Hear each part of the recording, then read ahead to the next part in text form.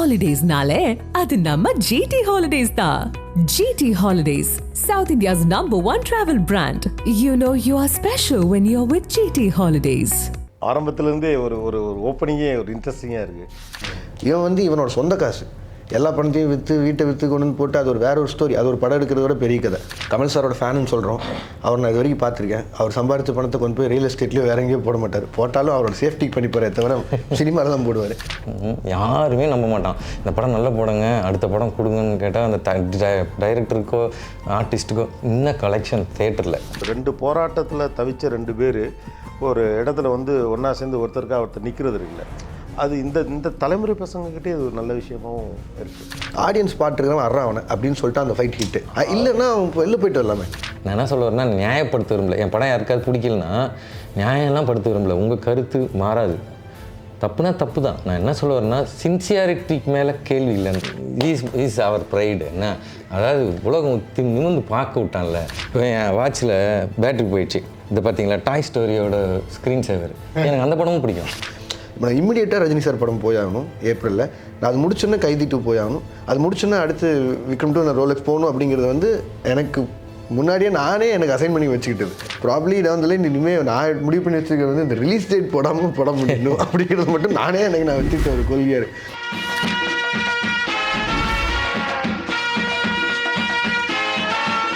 நல்லா தேங்க்ஸ் 2 பேருக்கும். 2 பேருமா சேர்ந்து உட்காந்து ஒரு இன்டர்வியூ கொஞ்சம் இன்ட்ரெஸ்டிங்காக இருக்கும் அப்படின்னு. அப்புறம் எனக்கு ரொம்ப சுவாரஸ்யமான விஷயம்னா, ஒரு ரஜினி ஃபேன், ஒரு கமல் ஃபேன். ஆரம்பத்துலேருந்தே ஒரு ஒரு ஓப்பனிங்கே ஒரு இன்ட்ரெஸ்டிங்காக இருக்குது. நீங்கள் ரஜினி ஃபேன் இல்லை? ஐயோ, சந்தேகமே இல்லை.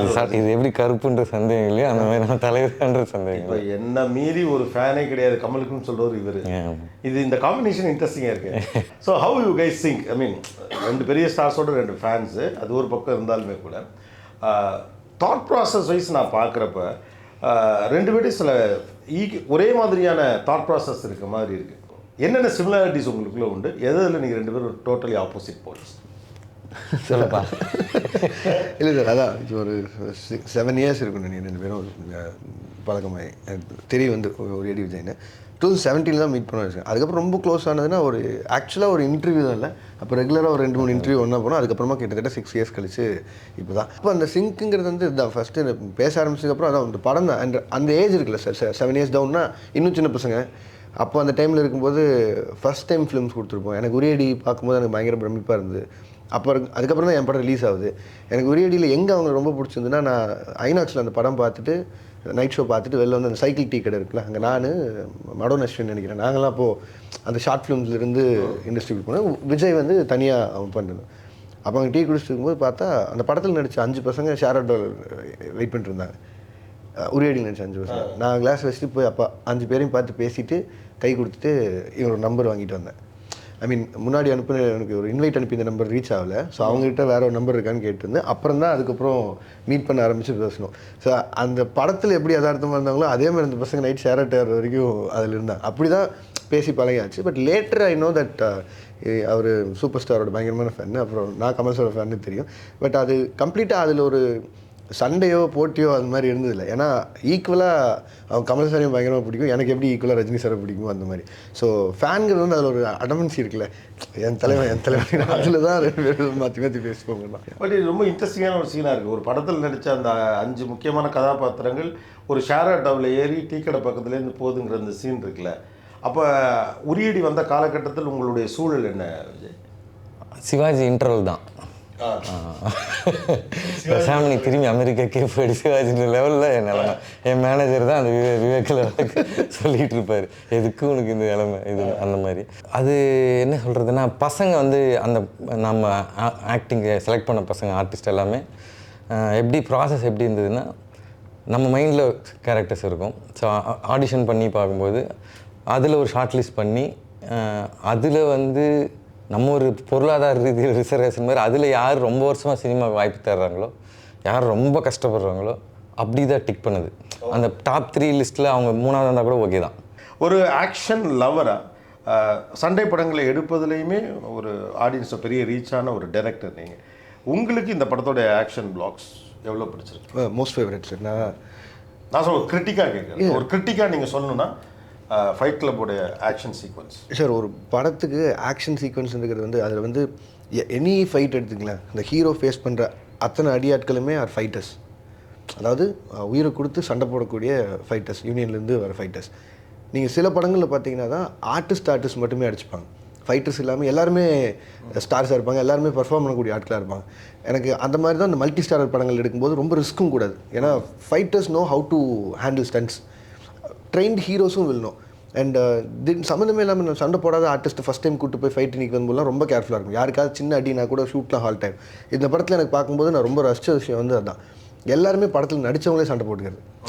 அண்ட் அது வந்து இமீடியட்லி ட்ரெயின் ஆகாமல் அந்த ஃபைட் போகிறது இருக்குல்ல, அது வந்து ராவாக ரியலிஸ்டிக்காக இருக்குன்னு சொல்லி ஒவ்வொருத்தரும் உளுந்து போகிறது கண்டிப்பாக எல்லாருக்குமே அடிபட்டுருக்குங்கிறது பார்த்தாலே தெரியுது.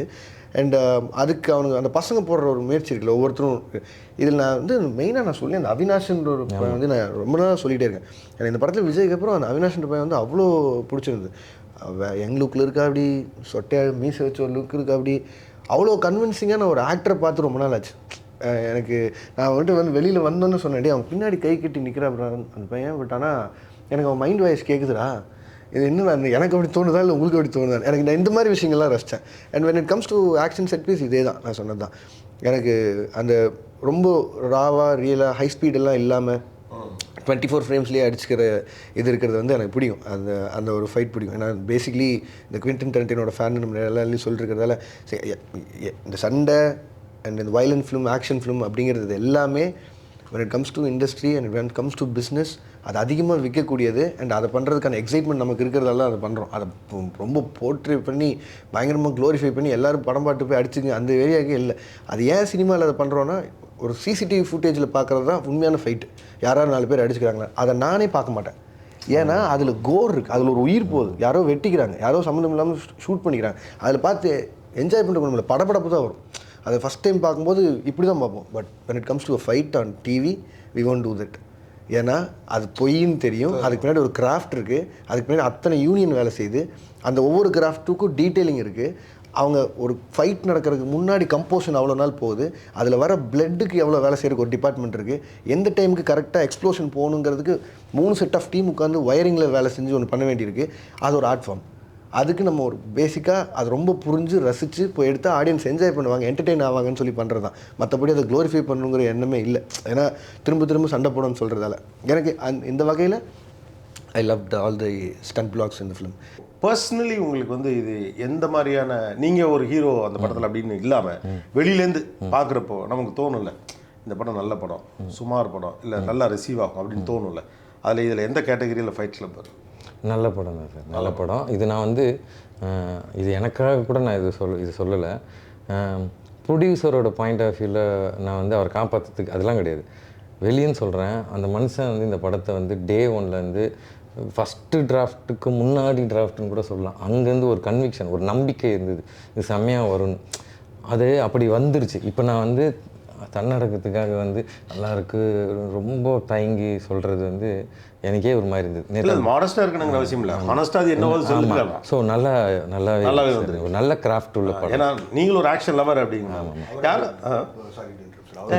முடிச்சிட்டேன் சொல்லி அந்த படத்தோட ப்ரொடியூசர், அதாவது யூஎஸில் தான் இருக்காரு வேலையில், அங்கேருந்து இந்த படம் பண்ணணும்னு சொல்லி தான் எனக்கு லேட்டராக தான் தெரியும். அவரே ஒரு ஷார்ட் ஃபிலிம் எல்லாம் டைரக்ட் பண்ணியிருக்காரு. அவருக்கு அந்த பேஷன் மூலியமாக தான் வந்து ரெண்டாவது ரேடி விஜய் வச்சு ட்ராவல் பண்ணணும்னு சொல்லி. ஸோ அப்போது அவங்க வரும்போது ஒரு ஃபோன் பண்ணி சொன்னான்னு நினைக்கிறேன், எனக்கு இந்த மாதிரி அவரை மீட் பண்ண முடியுமாடா அவனை பார்க்கணும்னு சொல்லி, இந்த படத்தை எப்படி பண்ணலான்னு சொல்லி பிளான் பண்ணுறாரு.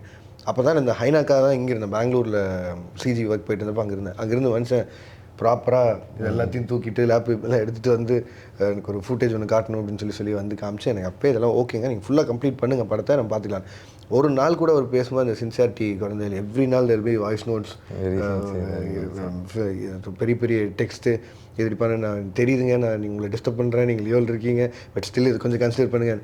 இதுக்கு இடையில அவருக்கு இந்த சின்சியாரிட்டிக்கு ஈக்குவலாக இந்த படத்தை கொண்டு வந்து இன்றைக்கி தேட்டர்லாம் பிடிச்சி ரீச் பண்ணுறது வந்து ஜெகதீஷ்னு சொல்லிட்டு, he's a part of my company and he's my manager and he's handling it, and அவரோட ரோலுமே எக்ஸாக்ட்லி நான் பிரச்சனை மீட்லேயே சொல்லியிருப்பேன்.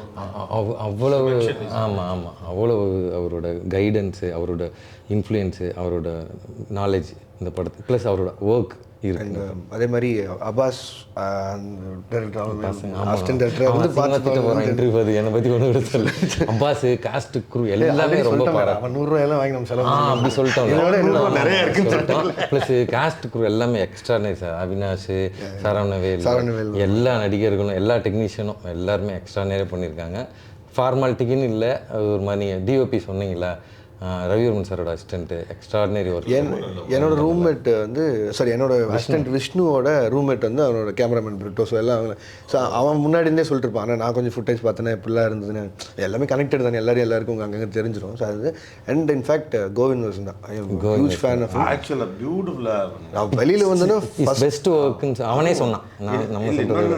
அவருடைய இந்த ஃபாஸ்ட்டு அந்த ஏஞ்சோடி மஞ்சள் குருவிக்கு முன்னால் இருக்க அந்த பீட்லேருந்து அப்படியே டோட்டல் டிரான்ஸ்ஃபர்மேஷன் அவருடைய கோர் ஏரியா அந்த சாஃப்டாக அது பிக்சரைசேஷன் மேட்ச் ஆகிருக்கு. அப்படியே ஸ்லோவாக ஒரு மழை ஒரு மாதிரி ரொம்ப நாள் கழிச்சு பார்க்கணும் பட்டுன்னு இந்த படத்தை தேத்தில் பார்க்கணும்னு நினைக்கிற மாதிரி ஒரு படம். கோவிந்த இந்த படம் நானுமே இந்த மாடல் சொல்லுங்கிறதுக்காக சொல்ல, எனக்குலாம் ரொம்ப நான் வந்து பாய் டு மேன் ஆகி ரொம்ப நல்லா அதனால ரொம்ப ரொம்ப எக்ஸைட் ஆகுற அந்த இது கொஞ்சம் குறைஞ்சி போச்சு. பட் சில இது பார்க்கல, இது பார்க்கணும் இந்த படத்தை. பழைய கைங்கெல்லாம் அப்படியே கிளம்பிடும் நம்பாளுங்க அப்படின்ட்டு. யாராக இருந்தாலும் முன்னாடி நீ யாராக இருந்துன்றது அப்படியே பாஷா மாதிரி வெளியே தந்தாங்க. ஆக்சுவலாக நீங்கள் கேட்டணும்னு அது சொல்ல வரும்போது மறந்துட்டு ஆக்ஷன் பிளாக்ஸ் பற்றி இந்த படத்தை பற்றி பேசும்போது உண்மையிலேயே ஒரு படத்தில் நம்ம ரொம்ப இன்வால்வ் ஆகி பார்க்கும்போது எந்த கிராஃப்ட் எது முக்கியமாக போகுதுங்கிறது மறந்துடுவோம். When everything completely blend ஆகிருக்கும்போது எதுவும் ஒன்று தனியாக தெரியாது. எனக்கு இந்த படத்தோட ஆக்ஷன் சீக்வன்ஸ் மெயினாக அந்த கிளைமேக்ஸ் எல்லாம் பார்க்கும்போது கேமரா ஆகட்டும், ஸ்டன் கொரியோகிராஃபி ஆகட்டும் அண்ட் மெயின்லி மியூசிக் அது எல்லாமே ப்ராப்பர்லி பிளெண்டாக இருந்தது. ஏன்னா நான் வெளில வந்து போனோன்னே இந்த கிளைமேக்ஸ் ட்ராக்கில் இருக்கிறது மட்டும் எனக்கு ட்ராக்காக அனுப்பிவிடா ஒர்க் அவுட்லாம் பண்ணும்போது யூஸ் ஆகும். எனக்கு அதில் ஒரு நான் அதான் வாங்கி எனக்கு அனுப்புங்க. நான் இன்டர்வியூ முடிஞ்சோன்னு உங்களுக்கு காட்டுறேன். சூப்பராக இருந்துச்சு. நான் கேட்டு அப்புறம் தான் கோவிந்திட்ட பேசினேன். வேற எங்கேயோ வெளிநாட்டில் இருந்தாருன்னு நினைக்கிறேன். நான் பேசி ஆகணும்னு சொல்லிட்டு அவர்கிட்ட கூப்பிட்டு பயங்கரமாக வந்து நான் அவ்வளோ என்ஜாய் பண்ணேன்னு சொல்லி. In fact I played it to most of my friends, அசோசியேட்ஸ்கிட்ட எல்லாத்திட்டையும். ஏன்னா அதிலிருந்து சவுண்ட் குவாலிட்டியாக இல்லை என்ன புதுசாக இருந்துன்னு தெரில, இட்ஸ் சமோ ஹூக்ஸஸ் ரைட் நோட்டில் படத்துக்குள்ளே போனோன்னே. அண்ட் இதெல்லாம் வந்து நான் என்ஜாய் பண்ணேன். யாராவது விஜய் உங்கள்கிட்ட சொன்னாங்களா உங்கள் பாடி லாங்குவேஜ் கொஞ்சம் ப்ரூஸ்லி லுக் இருக்குது அந்த டோனில்? இல்லை சார், சொன்னால் நானே சிரிச்சிருவேன். இல்லை எனக்கு லைட்டாக தோணுச்சு நம்ம ஓவர் டூ பண்ணுறோமா அப்படின்னு. அப்புறமா நானே நினச்சிட்டு என் ஆஃபீஸில் என் பசங்கள்ட்டெல்லாம் 2-3 பேர்ட்ட கேட்டேன். எல்லாமே ஆமாம் அந்த பாடி லாங்குவேஜ் வந்து கொஞ்சம் வந்து ப்ரூஸ்லியோட பாடி லாங்குவேஜ் உங்களுக்கு இருக்குது அப்படின்னு. Have you notice like that? உங்களுக்கு அப்படின்னு தோணியிருக்கா? நோ சார், எனக்கு ரொம்ப பிடிக்கும். அந்த மாதிரிலாம் பாராட்ட மாட்டேன் சார். எனக்கு நம்ம பசங்க சண்டை பிடிக்கும். நானும் தான் அப்படி இருப்பேன், இப்படி இருப்பேன், அப்படியே ஆயிடுச்சு சார். நீங்கள் வந்து ராம்போ மாறுறீங்க. ராக்கி தான் சொன்னேன் சார். இவன் ரொம்ப நாள் இதெல்லாம் ஒர்க் அவுட்லாம் பண்ணாமல் இருந்தான். I was happy he started working out. ஏன்னா நான் முன்னாடி இருந்தே பண்ணிட்டு இருப்பேன். எனக்கு டைம் கிடைக்கும் போதெல்லாம் நான் தொட்டு சாவடிப்பான், கல் மாதிரி இருக்கும். நான் வந்து குழந்தை இருப்பான். அப்புறம் he went and properly maintain his body. அதுக்கு ரொம்ப நாளாகவே அதுக்கான கஷ்டமெல்லாம் பட்டான். அண்ட் ஆப்வியஸ்லி ஷர்ட் இல்லாமல் இருக்க அந்த பாடி ஃபிட் ஒரு பக்கம், கொஞ்சம் பாடி லாங்குவேஜே கொஞ்சம் ப்ரூஸ்லியோடைய ஒரு ஃபீல் வருது. அதுக்கு நல்லா இருக்கு பார்க்க. நம்ம பிள்ளை அங்கேருந்து நம்ம பிடிச்ச மனிதர்கள் அவங்களும் வருதுங்க, நமக்கு தெரியாமல் இருக்கலாம். இப்போது இந்த படத்துக்கு வந்து ஃபைட் கிளப்னு பேர் வச்சதுங்கிறது ஒரு அந்த படத்துடைய பேரை மட்டும் வச்சுருக்கோம், அதுக்கு இதுக்கு சம்மந்தம் இல்லை அப்படின்னு. சண்டை படங்கிறதுனால அந்த பேர் எடுத்துக்கிட்டதா, இல்லை டெக்னிக்கலி ஸ்பீக்கிங் ஜி ஸ்குவாட் கொஞ்சம் க்ரியேட்டிவாக யோசிச்சு இது ஒரு செல்லிங் பாயிண்ட் அப்படிங்கிற ஒரு டோனில் அதை? இல்லை சார், இவங்க வரும்போதே லைக் நான் படம் பார்க்கும்போதே I know name of the film is Fight Club. I have nothing to do with that. எனக்கு என்ன பர்சனலினா ஆப்வியஸாக ஃபைட் கிளப்ங்கிற படம் எனக்கு பயங்கரம் பிடிக்கும். இவனும் பெரிய ஃபேன். அந்த இல்லை சார், அவருக்கு முன்னாடி பண்ணிட்டாருன்னு நினைக்கிறேன். அந்த ஃபைட் கிளப்புங்கிறது வந்து அந்த படத்தில் மீன் பண்ணிருக்கிற இடம் வேறு. அதில் வந்து இந்த ஆல்ட்ரு ஈகோ பற்றியெல்லாம் பயங்கரமாக பேசியிருப்பாங்க கூட இருக்கிற மாதிரி. பட் இது வந்து இந்த டேர்ம் ஃபைட் கிளப் மாதிரி இருந்தது. அந்த ப்ராப்பராக அந்த படத்துக்கான டைட்டில் ஜஸ்டிஃபிகேஷன் இருந்த மாதிரி இருந்தது. அண்ட் எனக்கு அந்த மாதிரி ஸ்டைலாக இருந்தாலே ரொம்ப பிடிக்கும் சார். நான் ஈஸியாக விழுந்துருக்கக்கூடிய ஆள் சார். நான் என்ன பண்ணாலும் அவ்வளோதான். விஜய் இருக்கா அந்த படம் அப்படிலாம் நான் சொல்ல சார். எனக்கு உண்மையிலேயே ஸ்டைலிஷாக ஒரு படம் இருக்குது, அதுக்கு ஒரு டைட்டில் இருக்குது, அதுக்கு ஒரு ஃபாண்ட் டிசைன் இருக்குன்னா மனசாரவே அதில் ஃபாலோ பண்ண ஆரம்பிச்சிருவேன். நிறையாமே அதை ஃபாலோ பண்ணிருப்பேன். லைக் சூப்பர் டீலக்ஸ் ஆகட்டும், அதில் யூஸ் பண்ணுற சின்ன சின்ன சவுண்ட்ஸ் ஆகட்டும். எல்லோரும் இன்றைக்கி வந்து ரெட்ரோ சாங்ஸ் யூஸ் பண்ணுறேன் இந்த படங்களே. I have expanded that. But அதோட ஐடியா எனக்கு ரொம்ப கோராக பாதிக்கப்பட்டது வந்து ஆரண்யகாண்டம்லேருந்து. அதில் அந்த ட்ரைலரில் பார்த்தீங்கன்னா டக்குன்னு நின்றுட்டு மியூசிக் கட் ஆகிடும். அந்த வாழ்வது எதற்கு வையகத்தின் அந்த பாட்டு வந்துட்டு ஆரண்யகாண்டம் இப்படி போயிடும். That game mean impact. நான் எழுதும்போதெல்லாம் இப்படி எனக்கு பிடிச்ச பாடல்களை வச்சு எழுதணும், எனக்கு பிடிச்சது பண்ணிக்கூடாது அப்படிங்கிற இம்பேக்ட் கொடுத்தது. ஸோ இதெல்லாமே அந்த ஸ்டைல் எலமெண்ட்குள்ளே வரும். ஸோ லைக்வைஸ் ஃபைட் கிளப் அந்த பேர், அந்த மூட் ஆஃப் த ஃபிலிம் இதெல்லாம் பார்க்கும்போது ஆப்வியஸ்லி. உங்கள் ஃபஸ்ட்டு படத்தில் 2 சிமிலாரிட்டிஸ் இருக்கும் 2 பேருக்கும். படத்துடைய ஸ்கெட்ச் கிட்டத்தட்ட ஒரே மாதிரி, பசங்க அவங்க வாழ்க்கை அதை ஒட்டின சிக்கல்கள். அதான் அவங்க முதல் படத்தில் 2 பேருக்குமே முதல் படம் வந்து வெளிவரதில் நிறைய சிக்கல்கள் இருந்தது. ப்ராபப்ளி அந்த காலகட்டத்தில் நீங்கள் சேர்ந்தது உங்கள் நட்புக்கு ஒரு காரணமாக இருந்திருக்கலாம். பட் அப்படி ஒரு சூழல்லேருந்து இன்றைக்கி அவங்க படத்தை நீங்கள் வந்து வெளியிடுறது ஒரு ஜி ஸ்குவாட்ங்கிற உங்கள் ப்ரொடக்ஷனுடைய முதல் படம் இல்லையா? ஸோ அதுலேருந்து இதை வெளியிடுறது personally how you feel? Personally நான் தான் சொல்கிறேன், இது வந்து ஒரு வருமான ரீதியாக அது ஒரு ஹெல்ப்பாகவோ இல்லை ஐ எம் பிரிங்கிங் அப் சம்மன் முன்னாடியோ அப்படிங்கிறதோ இல்லை இது அந்த சைடில் நான் போகவே இல்லை. எனக்கு இன்னைக்கு ஒரு புஷ் பண்ண முடியும் ஒரு விஷயத்த. அண்ட் ரெண்டாவது கிட்டத்தட்ட ஒரு வருஷம் ஆல்மோஸ்ட் ஒரு 1 இயராகவே ஒரு படம் பண்ணணும், ப்ரொடியூஸ் பண்ணணுங்கிறதுல தீவிரமாக பேசிகிட்டு இருக்கோம். அண்ட் அது வந்து ஆப்வியஸாக லாரன்ஸ் சார் வச்சு ஒரு படம் ப்ரொடியூஸ் பண்ணணும். And it is still in line, அது பேசிகிட்டு இருக்கோம். அண்ட் அது தள்ளி போயிட்டு இருந்த காலத்தில் நான் விஜயோட படம் பார்க்கணும்னு நினச்சிருந்தேன். இன்ஃபேக்ட் நான் 1 வருஷம் முன்னாடியே இதோட கிளிம்சஸ் மட்டும் பார்த்தேன். பட் ஆனால் பிட்ஸ் அண்ட் பீஸஸாக பார்த்தேன். எனக்கு ஃபுல் படமாக காமிடான்னு சொன்னால் முடிஞ்சோன்னே ஃபஸ்ட்டாக காமிச்சான். ஃபஸ்ட்டாக நான் தேட்டரில் வந்து என்னோட கொஞ்சம் முக்கியமான ஆளுங்களெல்லாம் கூப்பிட்டு போயிட்டு ஐ வாட்ச் த ஃபிலிம். எனக்கு மனசார பயங்கரமாக பிடிச்சிருந்தது. அந்த படம் தள்ளி போயிட்டு இருக்கிறதுனால என் கம்பெனியில் ஃபஸ்ட்டாக இந்த படத்தை நான் பண்ணிக்கிறது வந்து இது எனக்கு நல்லா செஞ்சுக்கிறது, இது என் கம்பெனி நான் புஷ் பண்ணிக்கிறது. அதனால் இது நான் அவங்களுக்கு செய்து தான் பார்க்கல. பட் இன்றைக்கி அந்த நிலமையில் நான் இருக்கிறேன் அப்படிங்கும்போது அதனால இந்த டீம்னு இல்லை இன்னொரு 10 டீம் ஹெல்ப் பண்ண முடியுதுங்கிறதும் சந்தோஷம் தான். ஏன்னா இப்படி எங்களுக்கு எதுவுமே நடந்ததில்லை. விஜய்க்கோ எனக்கோ நான் படம் புஷ் பண்ணும்போது எதுவுமே நடந்தில்லை. At least I had a company comparatively. SR Prabhu சாருங்கிற ஒரு மனுஷன் வந்து மாநிலத்தை புஷ் பண்ணியே it took 3 years for me to release. இவன் வந்து இவனோட சொந்த காசு எல்லா பணத்தையும் விற்று வீட்டை விற்று கொண்டு வந்து போட்டு அது ஒரு வேற ஒரு ஸ்டோரி, அது ஒரு படம் எடுக்கிறத விட பெரிய கதை அந்த சைடில். ஸோ அன்னைக்கு தேதிக்கு அந்த புஷ் ஃபேக்டருங்கிறது எவ்வளோ முக்கியம்னு நமக்கு தெரியும்ல. யாராவது ஒருத்தர் நமக்கு ஏதாவது பண்ணிட மாட்டாங்களான்னு. அன்னைக்கு ஒரு செலிப்ரிட்டி என் படத்தை பார்த்துட்டு ஒரு ட்வீட் போட்டால் எங்கள் படத்தோட லெவல் என்னவா மாறுங்கிறது அது எவ்வளோ பெரிய விஷயம். இன்றைக்கி வரைக்கும் நான் தேங்க்ஸ் சொல்லணும்னா பிரவீன் கேஎல் சாருக்கு சொல்லணும். ஃபஸ்ட்டு ட்வீட் மாநகரத்தை பற்றி அவர் தான் போட்டார். அடுத்த 1 வாரம் எங்கள் டீமில் நாங்கள் பேசிகிட்டு இருந்தது அதை பற்றி மட்டும்தான். அப்பா அவர் போட்டிருக்காரு, கொஞ்சம் பேர் பார்ப்பாங்க, இத்தனை பேருக்கு நோட் ஆகும், அந்த ஒரு இது இருக்குல்ல. ஸோ இப்போது அதே மாதிரி உண்மையிலேயே ரொம்ப ஹானஸ்ட்டாக சின்சியராக ஒரு 10 பசங்க வராங்க, 10 டீம் வருது அப்படின்னா அவங்கள புஷ் பண்ணுறதுல என்ன இருக்குது? நம்ம சம்பாதிக்கிறது கமல் சாரோட ஃபேனுன்னு சொல்கிறோம். அவர் நான் இது வரைக்கும் பார்த்துருக்கேன். அவர் சம்பாதிச்ச பணத்தை கொண்டு போய் ரியல் எஸ்டேட்லேயோ வேற எங்கேயோ போட மாட்டார். போட்டாலும் அவரோட சேஃப்டிக்கு பண்ணிப்பாரே தவிர சினிமாவில் தான் போடுவார். நான் டைரக்ஷனில் எனக்கு நல்ல சம்பளம் வருது அந்த முன்னத்தில் நான் அதை வச்சுருவேன். பட் அதுக்கும் மீறி இதில் என்ன எடுத்துகிட்டு போகலான்னா சுற்றி இருக்கவங்க எல்லாருக்கும் எல்லா நாளுமே ஹெல்ப்புன்றது வந்து இப்போ நான் ரொம்ப நம்பி க்ளோஸாக இருக்கிற ஒரு 4 ஃப்ரெண்ட்ஸ் இருக்காங்க அப்படின்னா ஆளுக்கு ஒரு 2 லட்ச ரூபா வச்சுக்கலான்னா அதை வச்சு என்ன பண்ண முடியும்? இது க்ரோத். இந்த மாதிரி ஒரு 4 படம் பண்ண முடியுது, அது மூலிமா அவங்களுக்கு ஒரு புஷ் இருக்குது, அது மூலிமா ஒரு பண்ண முடியுது அப்படின்னா பண்ணலாம். ஏன்னா நான் ஆரம்பிக்கும் போது சின்சியாரிட்டி தவிர வேறு எதுவுமே இருந்ததில்லை. ஸோ இன்றைக்கும் சின்சியராக இருக்கிறவங்களுக்கு எதாவது ஹெல்ப் பண்ண முடியும்னு பார்க்குறதா. And I feel this team has the most sincerity when it comes to film making. So அதுக்கு புஷ் பண்ணிக்கிறது. ஐ ஆட் டு இட் சார். என்ன அப்புறம் இது கடந்து போட்டு இது என்னென்னா இது அவனோட பெர்ஸ்பெக்டிவ், அவன் சொன்னதெல்லாம் உண்மை, அவனோட பெர்ஸ்பெக்டிவ். பட் நம்மளோட பெர்ஸ்பெக்டிவ்னு ஒன்று இருக்குது இல்லைங்களா, வாட் வி ஆர் ரிசீவிங்னு ஒன்று இருக்குது இல்லைங்களா. இந்த படம் நல்லா வந்திருக்கு, அது நல்லா போகும், ஒரு நல்ல படம் தனக்கான ஆடியன்ஸை தேர்ந்தெடுத்துக்கும், அது ஏதோ ஒரு வகையில் வெற்றி அடைஞ்சிரும். ஒரு டைமுக்கு அது ஒரு ப்ராப்பராக தேட்டரில் நல்லபடியாக ரிலீஸ் பண்ணி அதுக்கு தியேட்ரிக்கல் கலெக்ஷன் ஒன்று ஆச்சுன்னா அது என்ன ஆகும் அப்படின்றது நமக்கு தெரியும்.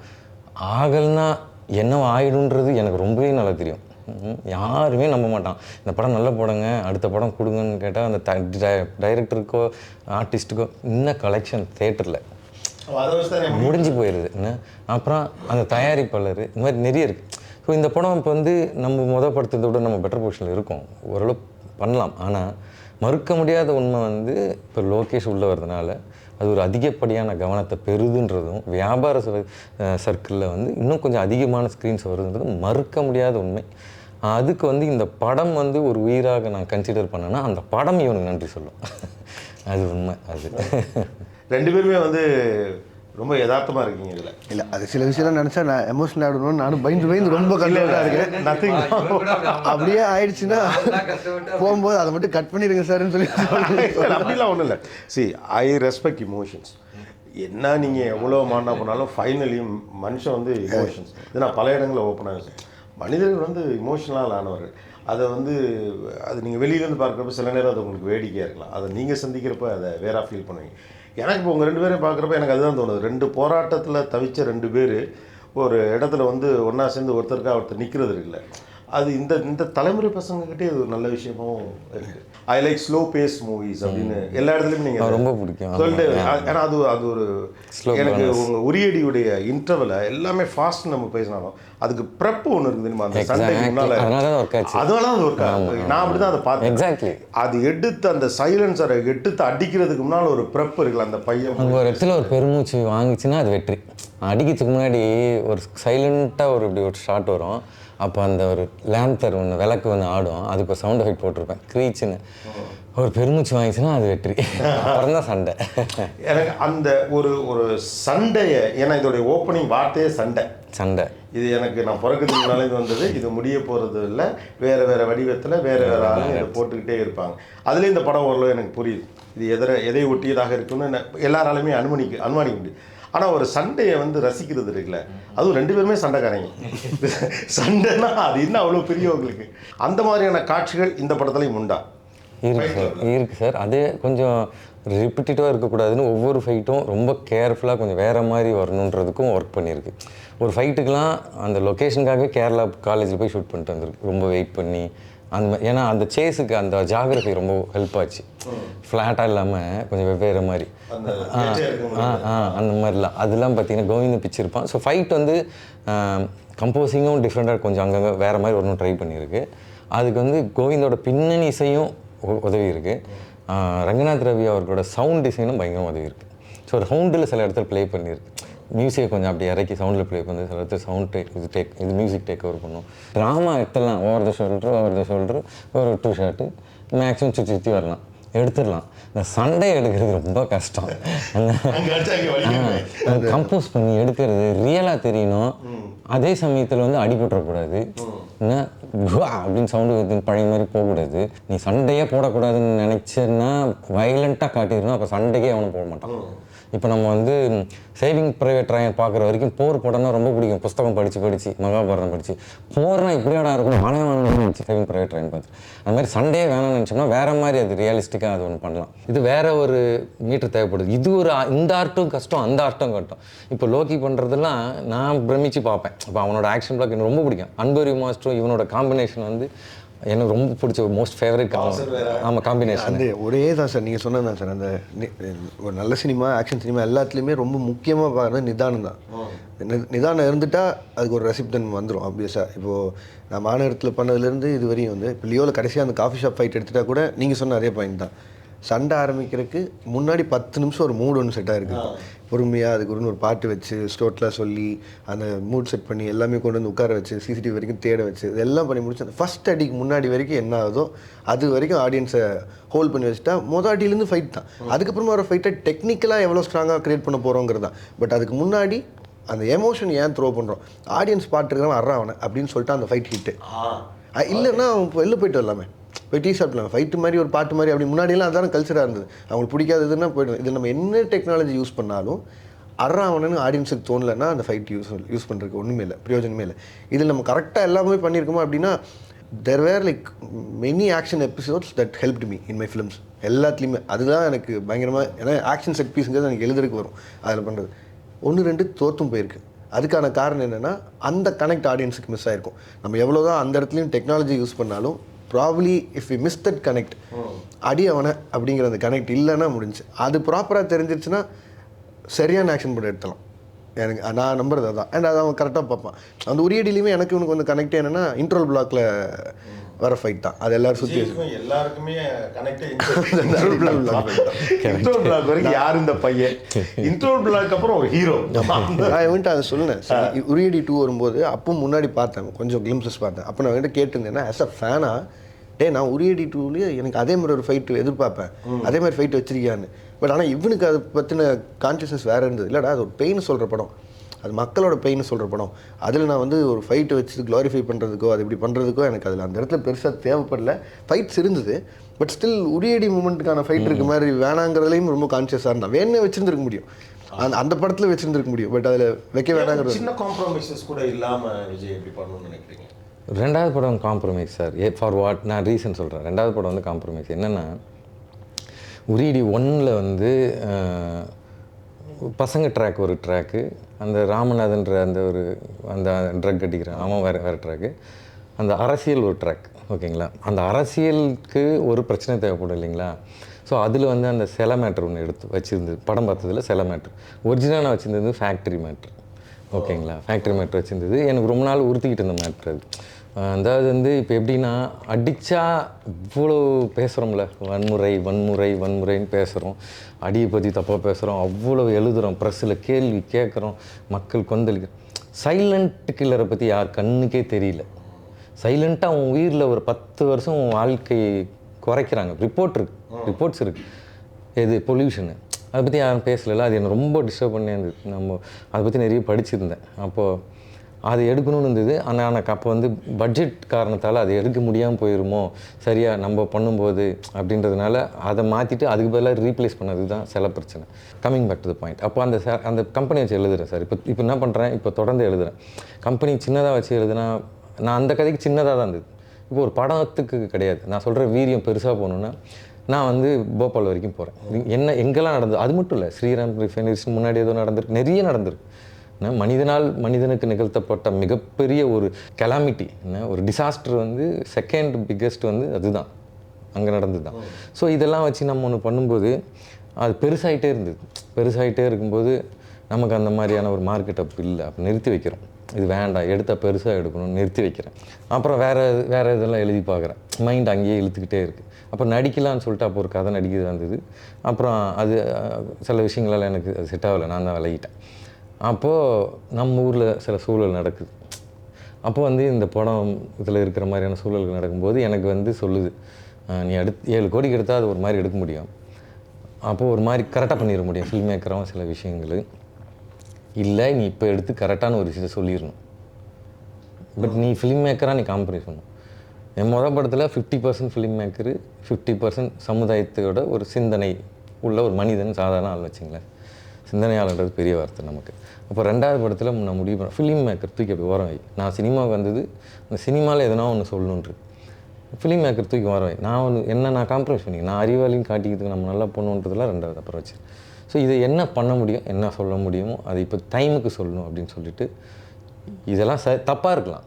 நான் என்ன சொல்ல வரேன்னா, நியாயப்படுத்த விரும்பல. என் படம் யாருக்காவது பிடிக்கலன்னா நியாயம்லாம் படுத்த விரும்பல. உங்கள் கருத்து மாறாது. தப்புனா தப்பு தான். நான் என்ன சொல்ல வரேன்னா, சின்சியாரிட்டிக்கு மேலே கேள்வி இல்லைன்றேன். ஓகே, அந்த படத்தை நான் அந்த சின்சியாரிட்டி இருக்குல்ல, நான் எதுக்காக எடுக்கின்றதுல அதில் துளி கேள்வி இல்லை. நான் வந்து அத்தனை நாள் ஷூட்டிங்கில் வந்து அசிஸ்டன்ஸை பயங்கரமாக சத்தம் போட்டு வேலை வாங்குவேன். அப்புறம் கூப்பிட்டு சொல்லுவேன், ஏன் இவ்வளோ கோவம், ஏன் இவ்வளோ சின்சியர்னா, அவ்வளோ பேர் இறந்ததை பற்றி படம் எடுக்கிறோம்டா. அவனுக்கு தெரியாது, ஆடியன்ஸுக்கு பார்க்கும்போது சரி இந்த பிரச்சனையால் சரியாக இல்லை, அந்த பிரச்சனை காம்ப்ரமைஸ் பண்ணிங்கன்னு ஒரு மாதிரி பண்ணது. நம்ம சூர்யா சாருக்கு நான் நன்றி கடன் பட்டிருக்கேன். இந்த விஷயத்தை நான் சொல்ல, அந்த மனிதர் அவர் புரிஞ்சுக்கிட்டு இது எதுக்கு பண்ணுறேன்னு புரிஞ்சுக்கிட்டு ஒரு வார்த்தை சொல்லாமல் விட்டுட்டார். ஃபஸ்ட் காப்பியில் தான் மொத்தமாக கொடுத்துட்டார், நான் நீங்களே ஏதோ பண்ணிடுங்கன்ட்டு. அவர் அவ்வளோ ஒத்துழைச்சார். ஸோ கம்மிங் பண்ணுறது அந்த மாதிரி ஒன்று பண்ணது சார். அதில் வந்து என் மொதல் படம் ஃபைட்டு கிளிக் ஆகிடுச்சு, நம்ம ஒரு மாதிரி மாதம் அடித்தா இன்ட்ரோல் ஒரு மாதம் போயிட்டோம், அந்த தாட்லாம் இல்லை. இப்போது நீங்கள் வந்து ஒரு கமர்ஷியலி ஒரு பொசிஷனில் இருக்கக்கூடிய ஒரு டைரக்டர், சொல்ல வேண்டிய விஷயத்த அதன் நியாயத்திற்கு உட்பட்டு அதில் காம்ப்ரமைஸ், அவர் அதை காம்ப்ரமைஸ்ன்னு சொல்கிறார். ஓகே, நம்ம அதில் ஒரு சண்டை வைக்கலைங்கிறதே காம்ப்ரமைஸ் இல்லை அப்படின்னு நம்ம சொல்கிறோம். பட் அவரை பொறுத்த வரைக்கும் நான் அதை எப்படி சொல்லணுமோ அப்படி சொல்லாமல் போகிறதே அது காம்ப்ரமைஸ்ங்கிறார். உங்களுக்கு உள்ளுக்குள்ளே முந்தைய சந்திப்புகளில் பேசினப்போ கூட உள்ளுக்குள்ளே வந்து உங்களுக்கு இந்த மாதிரி படம், நீங்கள் அடுத்த படம் அவரை வச்சு தான் பண்ணுறதா அப்போ பேசிக்கிட்டு இருக்கீங்க. ஆனால் இன்றைக்கி உங்களுக்கு ஒரு லீப் இருக்குது, நீங்கள் உங்களிடமிருந்து சில விஷயங்கள் எதிர்பார்க்கப்படுது. அப்போ ஆசையாக ரசித்து ஒரு சினிமாவை பண்ணுற ஒரு நண்பனை பார்க்குறப்ப எப்படி இருக்குது? கண்டிப்பாக சந்தோஷம் தான். சரி, எனக்கு நான் அதான் திரும்ப சொல்லிருப்பேன். இருக்கா? ஆமாம் சார், நான் சொல்கிறேன். அதாவது என்டர்டைன்மெண்ட் சொன்னீங்க, நீ சொல்லு, ஆனால் நான் விட்டு கொடுக்க முடியாது. நான் வந்து இஸ் அவர் ப்ரைடு என்ன, அதாவது உலகம் நிமிர்ந்து பார்க்க விட்டான்ல, மாபெரும் புரட்சியாளர்களே மகிழ்ச்சியாக இருந்திருக்காங்க, கொண்டாட்டங்கள் ஆட்டம் பாட்டம் இல்லாத புரட்சியே இல்லாதன்றதெல்லாம் நம்ம படிச்சிருக்கோம். அதனால் என்டர்டைன்மெண்ட் விளையாட்டே கிடையாது. அவன் எவ்வளோ விஷயங்கள் அது உள்ளே சொல்கிறான். அவன் எடுக்கிற படம் பிரமிப்பு. நான் அது மாதிரி விரும்பி பார்க்குறேன். இப்போ என் வாட்சில் பேட்ரி போயிடுச்சு, இந்த பார்த்தீங்களா டாய் ஸ்டோரியோட ஸ்க்ரீன் சேவர், எனக்கு அந்த படமும் பிடிக்கும். டாய் ஸ்டோரி எனக்கு பிடிக்கும். எல்லாமே எல்லா படமும் பிடிக்கும். என்ன எல்லா படமும் தேவை மனுஷனுக்கு. டிப்ரெஷன் இருக்கும்போது எல்லாம் வேணும். ஆனால் என்ன இப்போது ஒரு கட்டத்தில் சில விஷயங்கள் வந்து நாம் ரசிப்போம்ல சில பேர். நான் வந்து நீங்கள் பேசும்போதே அவர் என்ஜாய் பண்ணி பார்க்குறேன். நான் இவனை ரசிக்கிறேன் சார். இல்லை சார், நான் அவர் அப்படி தான் பார்ப்பேன் சார். ஏன்னா நான் விஜய் பார்க்குறதாகட்டும், மெயினாக தியாகராஜன் குமாரராஜன் சார் பார்க்குறதாகட்டும், அவர் வந்து நான் எழுதுறதுக்கு ஒன் ஆஃப் தி இன்ஸ்பிரேஷனாக மாநகரம் எழுதுறதுக்கு அவரோட படமும் ஒன்று, ஆரஞ்சு காண்டமும். அதுக்கப்புறமும் அவரோட எனக்கு பிடிச்சதான் நான் பண்ணுவேன்னு இருக்கிறனால தானே 10 வருஷத்தில் 2 படம் பண்ணிருக்காரு. இப்போ எனக்கு வந்து யாரும் கையை பிடிச்செழுத்து கொண்டு போய் படம் பண்ணுன்னு சொல்ல, என்னால் சும்மாவே இருக்க முடியாது. முதல்ல ஒரு மாதம் பிரேக் எடுக்கலாம்னு நினச்சி போனேன்னா 10 நாளில் நான் வேறு ஏதாவது ஒன்று பண்ணிட்டு வந்துடுவேன். இல்லை வேணாம், சும்மா இருந்தால் போர் அடிக்குது, இப்படி பண்ணிடலான்னு. அதனாலேயே ஒன்று. அண்ட் ரெண்டாவது என்னோட கமிட்மெண்ட்ஸ் இருக்குல்ல சார். நான் அடுத்து இந்த யூனிவர்ஸுங்கிற ஒரு பேட்டர்னுக்குள்ளே போயிட்டதால் நான் என்னோட கதைகள் நான் நிறைய முன்னாடியே ஸ்டார்ஸ்கிட்ட சொல்லி அவங்களோட டேட்ஸும் சேர்த்து உள்ளே இருக்குது. இப்போ இதில் இப்போ நான் இம்மிடியேட்டாக ரஜினி சார் படம் போயாகணும் ஏப்ரலில். நான் அது முடிச்சோன்னே கைதி 2 போயாகணும். அது முடிச்சோன்னே அடுத்து விக்ரம் 2 நான் ரோலெக்ஸ் போகணும். அப்படிங்கிறது வந்து எனக்கு முன்னாடியே நானே எனக்கு அசைன் பண்ணி வச்சுக்கிட்டது. ஸோ அதில் நான் ரொம்ப டைமும் எடுத்துட முடியாது. At the same time I enjoy the process. எனக்கு சொல்கிறதில்ல இது நம்ம முடியாது. இது திறமை இல்லை எனக்கு. இந்த மாதிரிலாம் பண்ண திறமை இல்லை. அதுவும் உண்மை. எனக்கு என்னென்னா இவ்வளோ கொஞ்சம் கஷ்டம் தான். ரொம்பவே டாப் ஸ்டார்ஸோட ரொம்பவே. அதாவது ஒரு எக்ஸ்பெக்டேஷன்ஸ் எல்லாத்தையும் வேறு மீட் அவுட். ஆமாம், ஒரு படம் முடிக்கிறதுக்குள்ள அடுத்து. அதாவது நான் ஒரு இன்டர்வியூவில் சொன்னேன், நீ என்ட்ரி பார்க்க போகிறது, நான் வந்து பார்க்க போகிறது. பெரிதினும் பெரிது கேள் அப்படின்றதுக்கான எடுத்துக்கிட்டு நம்பால் தான். கேட்க ஒரு தைரியம் வேணும்ல, ஒரு திராணி வேணும்ல கேட்கறதுக்கு. திங்க் பிக்ன்றதே பெரிய விஷயம். நம்ம அதுக்கும் மேலே நான் முன்னாடி இருந்தால் அப்படி தான் சார். எனக்கு முதல் படம் முடிஞ்சதுக்கப்புறம் அந்த ஃபஸ்ட்டு ஷார்ட் ஃபிலிம்ஸ் எல்லாம் எடுத்து முடிச்சதுக்கப்புறம் நான் எப்பவுமே அதான் சொல்லுவேன். when I came to the industry, எனக்கு கைதி பண்ண ஆரம்பிக்கும் போது எனக்கு இத்தனை நாள் ராத்திரி, இத்தனை எக்ஸ்ப்ளோசிவ்ஸ், இத்தனை கன்ஸ், இத்தனை வெஹிக்கிள்ஸ் வேணும்னு சொல்லி சொன்னது வந்து பாய் லாஸ்ட் இன் ஒரு தீம் பார்க் தான். எனக்கு என்னென்னா எனக்கு கேட்டதெல்லாம் கேட்குது. நான் எப்படி சின்ன வயசில் வண்டி வச்சு விளையாண்டு இருந்தது இப்போ பெரிய வண்டியில் வச்சு விளாட்ற மாதிரி அந்த சேஸ் பண்ணலேருந்து எல்லாத்துலேயுமே. ஸோ அந்த நம்மளுக்கு ஒரு எக்ஸைட்மெண்ட் இருக்குல்ல சார். இப்போ இந்த எக்ஸைட்மெண்ட் போயிடுச்சு போய் ஒரு கட்டாயத்துக்கு படம் பண்ணுவோன்னா நான் திருப்பி பேங்க்கில் இருந்த மாதிரி ஆகிடும். 9 to 5 ஜாப் மாதிரி ஆகிடும். எனக்கு நான் அதை எல்லா தடவையும் எக்ஸைட் ஆகணும். திருப்பி நான் இப்போ ரஜினி சார் படம் பண்ணும்போது இது எல்லாத்தையும் தூக்கி வச்சுட்டு பயங்கரமாக இறங்கி ஒரு வேலை பார்க்கணுன்னு ஒரு வெளியில் கிளம்பி போகிறது இல்லை. அந்த எக்ஸைட்மெண்ட் இருக்கிறதுனால நமக்கு இந்த ஓடுற வேகமும் உழைக்கிற வேகமும் தெரியாது. அதனால் எனக்கு தெரியல. பட் நான் வந்து விஜயோட அவனோட ஐடியா ஆஃப் சினிமாவே வேறு இல்லை, தாட் ப்ராசஸ் ஆஃப் சினிமாவே வேறு. Like you said starting of இதில் ரஜினி சாரோட படங்களும் கமல் சாரோட படங்களும் தான். ரெண்டுமே தேவை.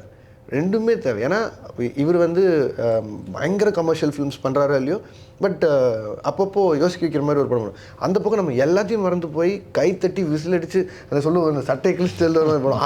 அதுதான் ரொம்ப முக்கியமாகவும் தேவைப்படுது. ஏன்னா இன்றைக்கி சூழ்நிலைக்கு அத்தனை பேருக்கு கஷ்டங்கள் நிறைய இருக்குது. எல்லாத்தையும் விட்டு ஒரு வேர்ல்டுக்குள்ளே போய் உட்காந்து பார்த்துட்டு வரும்போது அவங்க நம்ம என்டர்டெயின் பண்ணுறாங்கிறதே மிகப்பெரிய விஷயம். லைக் ஹி சைஸ் எல்லா தடவையும் சினிமா தான் வந்து மோஸ்ட் பவர்ஃபுல் மீடியம்னு. ஸோ இந்த மாதிரி படங்களும் தேவை, commercial and versus this films. எனக்கு இவங்களை பார்க்கும்போது என்ன பொறாமையாக இருக்குன்னா, இந்த விஷயத்தில் ரொம்ப பொறாமையாக இருக்கும். அவனுக்கு அவ்வளோ வேகமாக ஓட தேவையில்லை, நிதானமாக எப்போ தோணுதோ அப்போ பண்ணிட்டு அதெல்லாம் பேசாமல் இருந்துட்டு போகிறான். இப்போ நான் வந்து இந்த ரூட் எடுத்துகிட்டு அப்புறம் குத்துறது கூடாதுன்னு சொல்ல முடியாது. நான் தான் அதை எடுத்துகிட்டு அது வாங்கிட்டேன். பட் ஆனால் ஓகே. பட் ப்ராப்ளி நான் வந்து இனிமேல் நான் முடிவு பண்ணி வச்சுருக்கிறது வந்து இந்த ரிலீஸ் டேட் போடாமல் போட முடியணும் அப்படிங்கிறது மட்டும் நானே எனக்கு நான் வச்சுட்டு ஒரு கொள்கையாக இருக்குது. ஏன்னா நீட் சம் டைம்னு நினைக்கிறேன். போஸ்ட்டில் அங்கெல்லாம் இப்போ கூட இல்லை, கடைசியாக லியோவில் செகண்ட் ஹாஃபில் இருக்கிற பிரச்சனைகள்னு சொல்லி நிறைய பேர் சொல்லிட்டு இருந்ததால் I'm taking it on. But still அது மாதிரியான எதுவும் ஒரு ஆயிரக்கூடாதுங்கிறக்கால I'm gonna be even more careful in all those other படத்துக்கு எவ்வளோ நாள் தேவைப்படுதோ இன்னுமே சொல்லியிருக்கோம். ஒரு ப்ரெஷராக ஒரு ரிலீஸ் டேட் ப்ரெஷர் மட்டும் இல்லாமல் ஒன்று பண்ணணும். ஏன்னா அதுவுமே வந்து நம்ம கேட்டு வாங்கிட்டு தான். ஓகேன்னு சொல்ல முடியாதுன்னு நம்ம சொல்லியிருந்தால் யாரும் நம்ம கையை முறுக்கி படம் பண்ண சொல்ல போகிறதில்ல. நம்ம ஒரு கட்டில் போயிடுறோம். பட் ஒரு பெரிய படத்தை எடுக்கணும் போது அதுக்குள்ளே ஒரு 10 மாதத்துக்குள்ளே எல்லாத்தையும் முடிக்கணுங்கிறது வந்து நம்ம அந்த 10 மாதம் என்னாச்சுன்னே தெரியாது. திரும்பி பார்க்கும்போது என்னாச்சுன்னு தெரியாது. கிட்டத்தட்ட திரும்பி பார்த்தா கடந்த 4 வருஷம் அந்த நாள் அப்படி தான் இருக்குது. நமக்கு என்ன பண்ணுறோங்கிறதே தெரியாமல். ஸோ அவ்வளோ வேகம் தேவையில்லைன்னு நினைக்கிறேன். ஸோ ஒரு நிதானம் தேவைன்னு நினைக்கிறேன். And at the same time இவனை பார்க்கும்போது பொறாமையாக இருக்காங்கன்னா பொறாமையாக தான் இருக்குது. அது ஒன்றும் டவுட்டே இல்லை. ஏன்னா இவனும் படம் ரிலீஸ் ஆனால் ஃபஸ்ட் நாள் பார்த்துட்டு ஃபோன் எடுத்துருவான். இந்த மாதிரி படம் வேணும், இந்த மாதிரி தான் வேணும். இவனுக்கு பயங்கரமாக பிடிக்கும் அந்த மாதிரி ஃபிலிம்ஸ் பார்க்குறது. ஈக்குவல் ஒரு மியூச்சுவல் ரெஸ்பெக்ட் தான் எல்லா ஃபிலிம். எங்கள் என்ன கார்த்திக் சுப்ராஜ் படங்கள் நாங்கள் அதிகமாக விமர்சனம் பண்ணிக்கக்கூடிய படங்கள்னா அவரோட படமும் இருக்குது. ஏன்னா ஏர்லி ஸ்டேஜ்லேருந்து வி வர் ஆல் க்ளோஸ். அவரோட படங்களாகட்டும் அந்த மாதிரி. ஸோ அது இட்ஸ் அ ஃபீல் தான் அவருக்கு. இன்ஃபேக்ட் நம்ம எப்படி சொல்லணும்னா 2 படமாக ஒரு படம் முடிச்சுட்டு 3 வருஷம் 2 பேரும் ஒன்றா சுற்றி ஒரு முடிவு எடுத்துகிட்டே இதுக்கு மேலே குட்டிச்சு ஒரு 1000 ரூபான்னு நினைக்கிறேன். 2வது படம் முடிக்க வரைக்கும் நீ நானும் பேசிக்க வேணான்னு சொல்லி உண்மையிலேயே நான் கைதி முடிக்கும் போதும் என் ஒரே 2 முடிக்கும் போதும் பேசிக்கல. இவன் சூர்யா சார் கம்பெனியில் படம் பண்ணுறான், ஆனால் அதே கம்பெனியில் காட்சி சாருக்கு படம் பண்ணுறேன். ஒரு வருஷம் பேசிக்கல, 2 பேரும் ஷூட் முடிச்சுட்டு பேட்டை படம் போய் பார்த்தோம். அப்போ தான் பேசிட்டோம், உன் படம் முடிஞ்சு என் படம் முடிஞ்சு. ஆனால் அது மாதிரிலாம் ஆக்சுவலாக அதுவும் மியூச்சுவலாக அந்த இன்ட்ரெஸ்ட் இருந்துச்சுன்னா பேசிட்டு இருக்குது ஒரு பெரிய எக்ஸ்ட்ரெஸ். நம்ம காவேரி டிக்கெட்டில் 20 வருஷம் பேசினே இருக்க வேண்டியது அப்படி ஆயிரும். அவன் இப்படி பண்ணான் இப்படி பண்ண நீ என்ன பண்ண அப்படின்னா பதில் இல்லை. ஒரே டீ கடையில் இருப்போம், அதுக்கப்புறம் திடீர்னு யோசிச்சு பார்த்தா அப்படியே இது என்னடா அப்படிங்கிற மாதிரி ஆயிரும். ஓகே, ரஜினிகாந்த் அவர்களுடைய படம் எந்த இடத்துல இருக்கு லோகி?